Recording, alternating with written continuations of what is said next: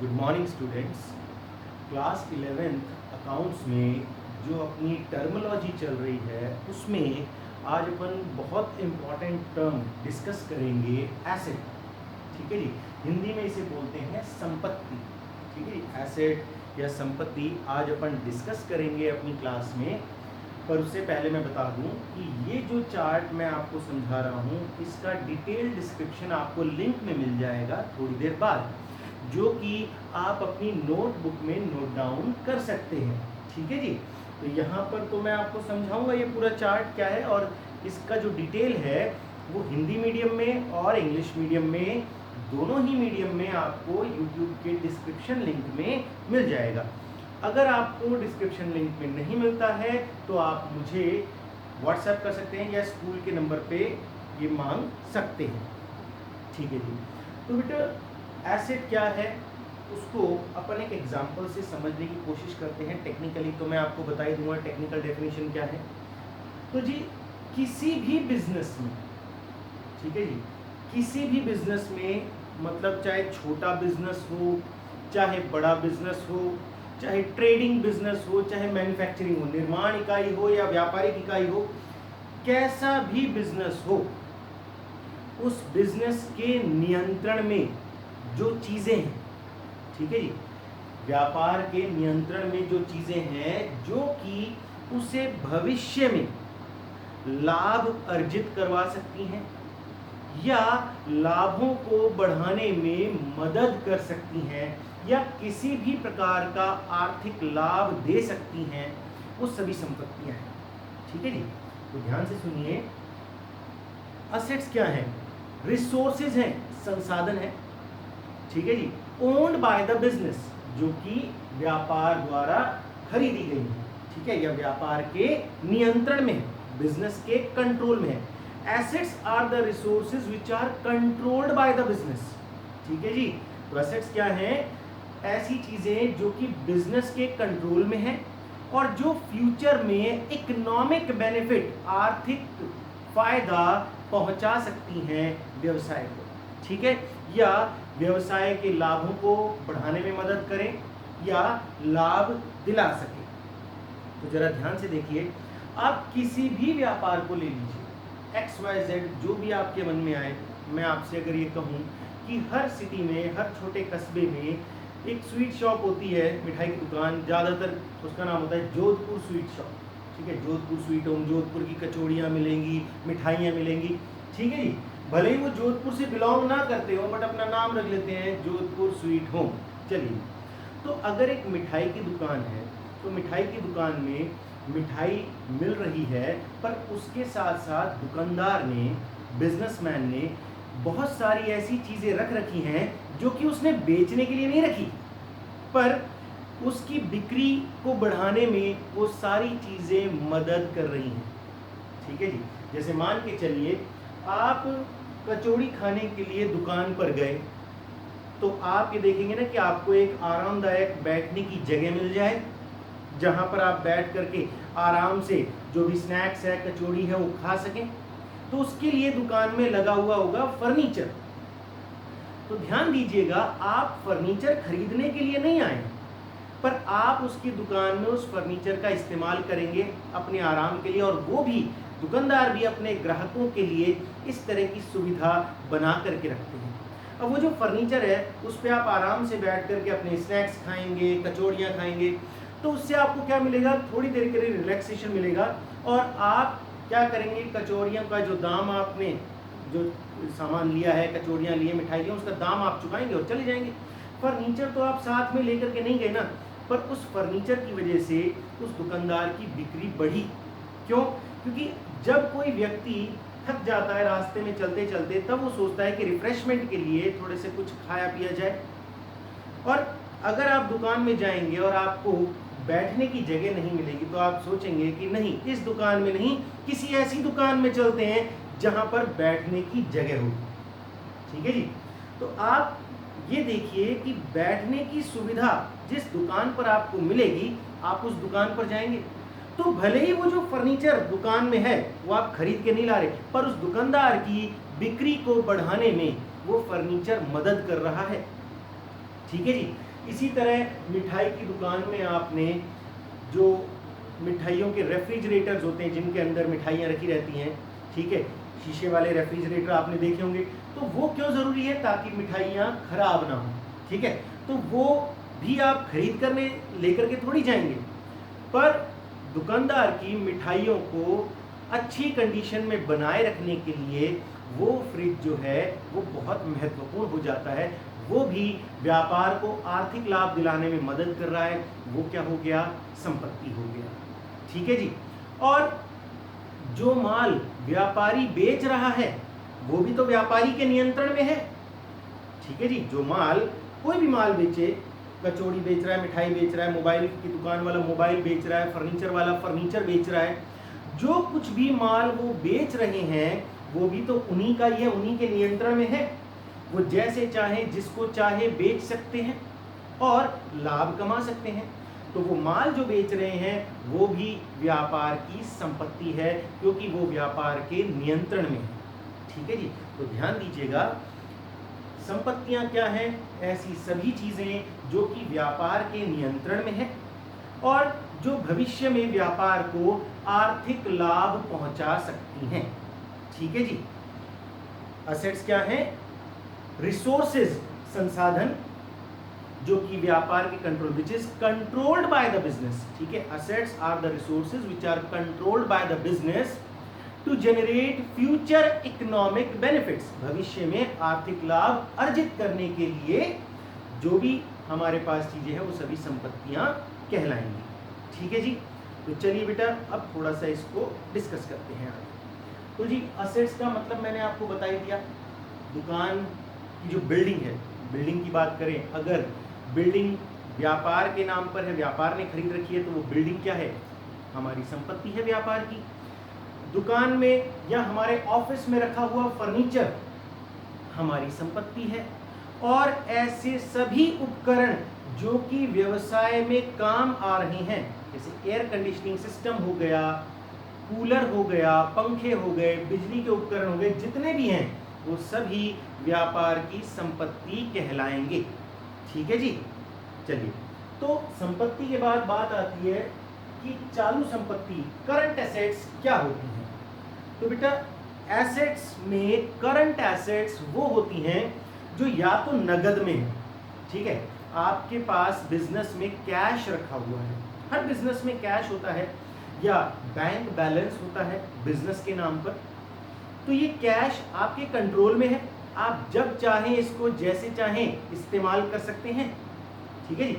अगर मान के चलिए कि कोई पर्टिकुलर आइटम किसी वजह से 2 दिनों के लिए बहुत सस्ते दामों पर पहुंच गया, ठीक है जी, आपके व्यापार में इस्तेमाल होने वाला कच्चा माल ही मान लीजिए, वो बहुत सस्ता हो गया, ठीक है। तो सस्ता हो गया तो आप उसका फायदा उठाना चाहेंगे कि तुरंत मैं इसको खरीद लूं ताकि मैं इससे ज्यादा फायदा ले सकूं, क्योंकि जितना सस्ता हमारा माल आएगा उतना ही फायदा वो हमें दिलाएगा, ठीक है जी।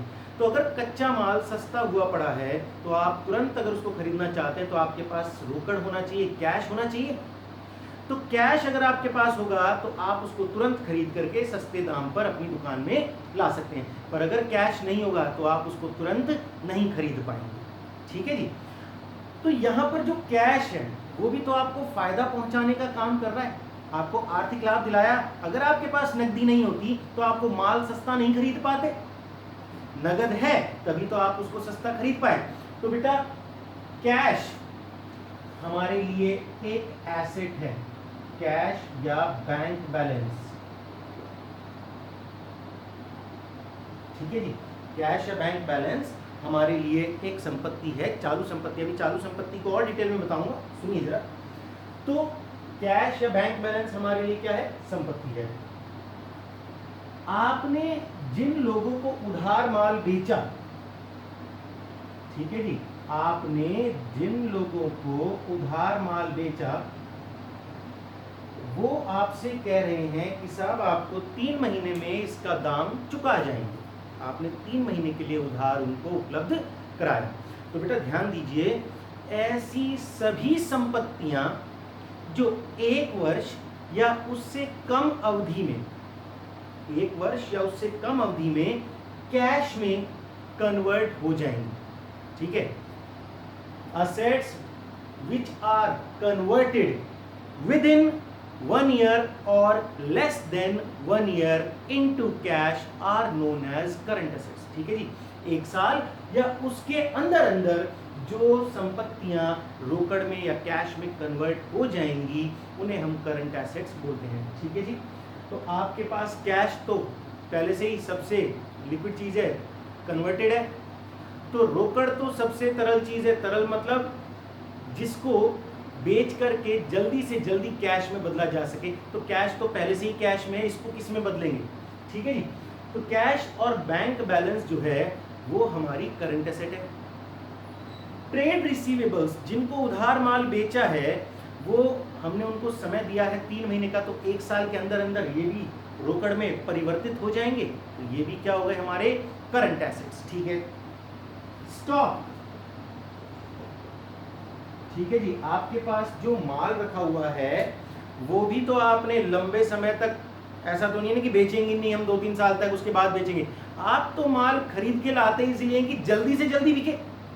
आप तो यही चाहते हैं कि जैसे ही माल दुकान में आए भैया तुरंत बिक जाए।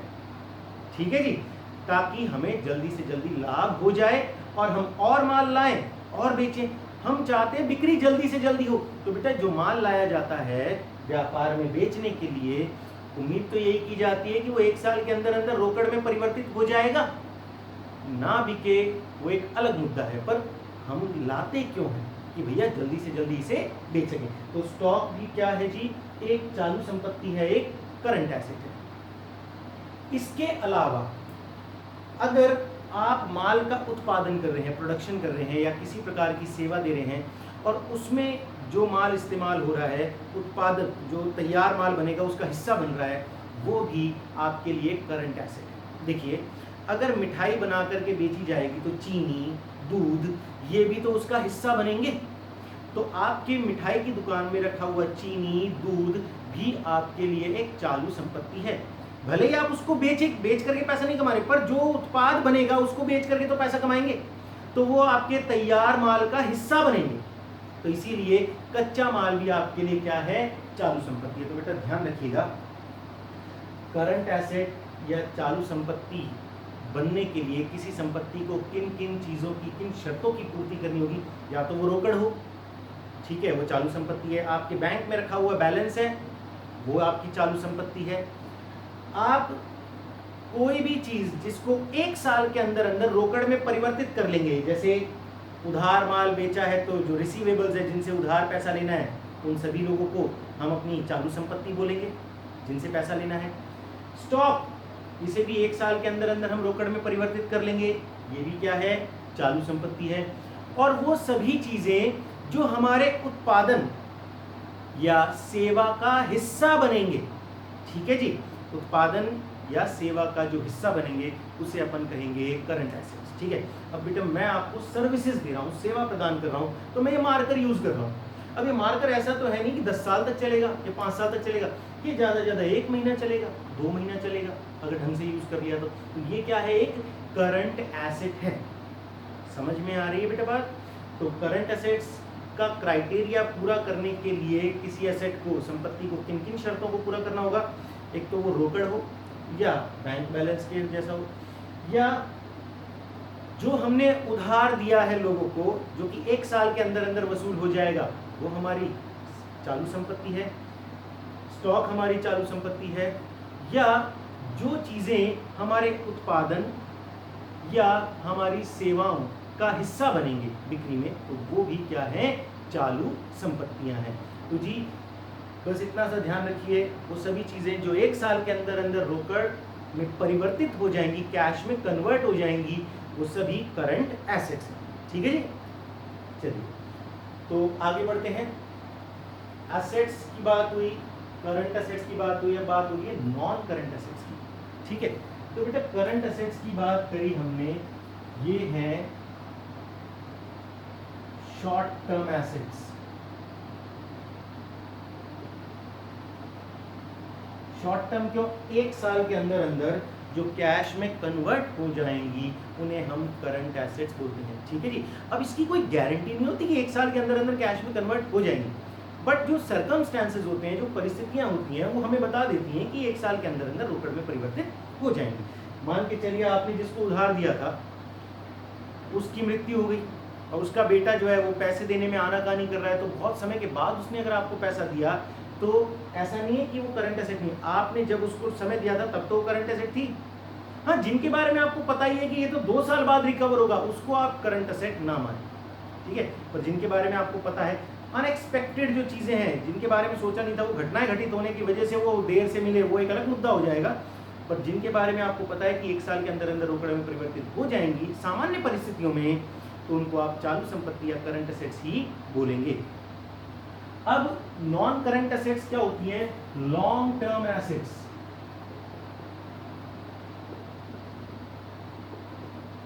ठीक है जी, ऐसी संपत्ति जो कि आपने व्यवसाय में इस्तेमाल करने के लिए रखी हैं, बेचने के लिए नहीं रखी।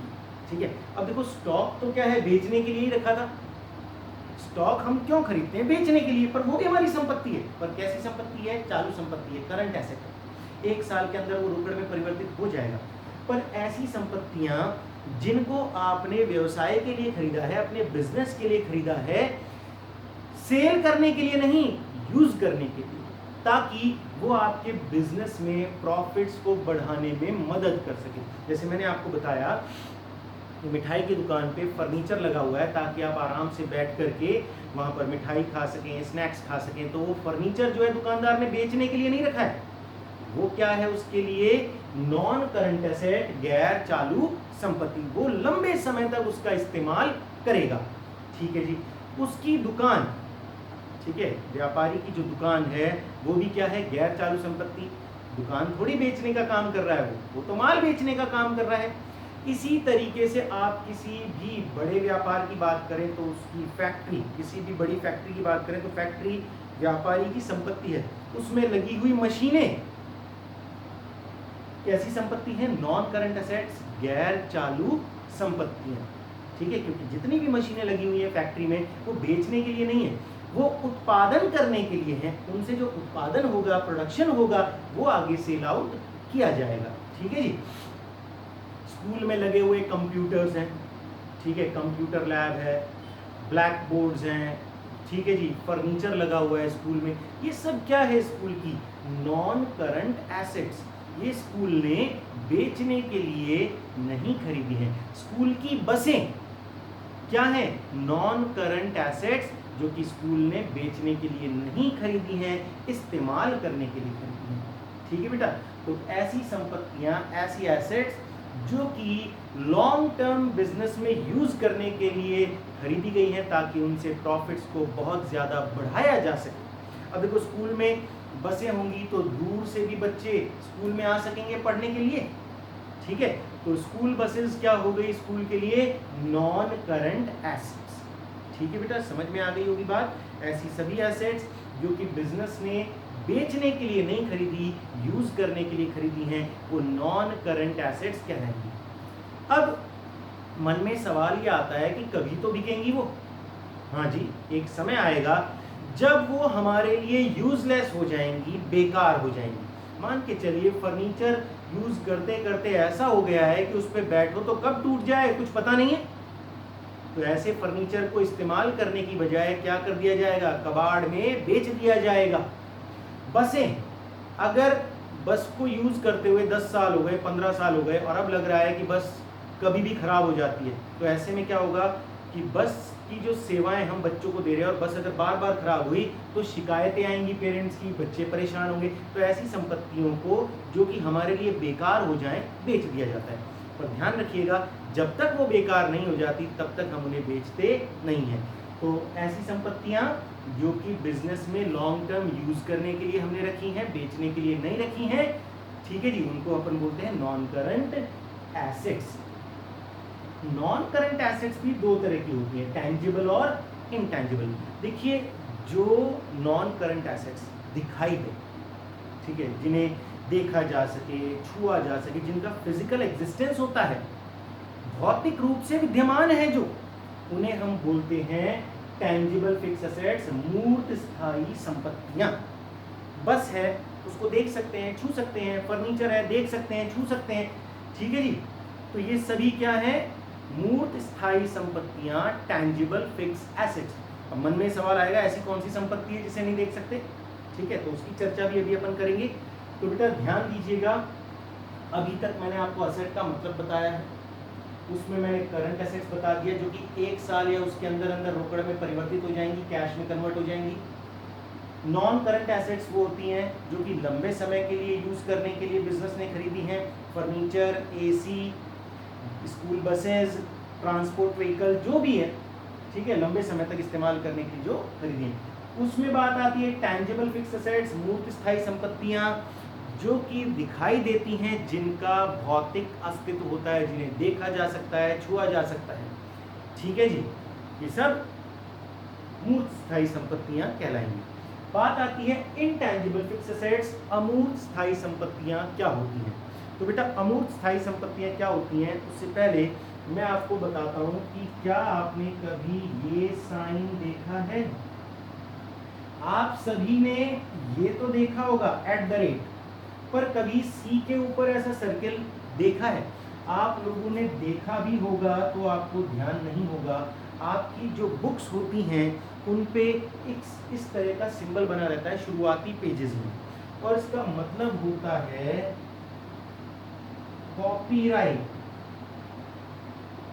ठीक है जी, इसका मतलब होता है कॉपीराइट। देखिए, जब भी कोई व्यक्ति एक किताब लिखता है, ठीक है, किसी व्यक्ति ने कोई किताब लिखी और उस किताब को लिखने के बाद उस किताब की कॉपी किसी और ने कर ली, ठीक है, जो वास्तविकता में लेखक है ना, जिसने किताब लिखी है, उसने सोचा कि मैंने ये बहुत बढ़िया किताब लिखी है और इस किताब की जो बिक्री होगी, ठीक है, उससे मुझे काफ़ी फायदा होगा।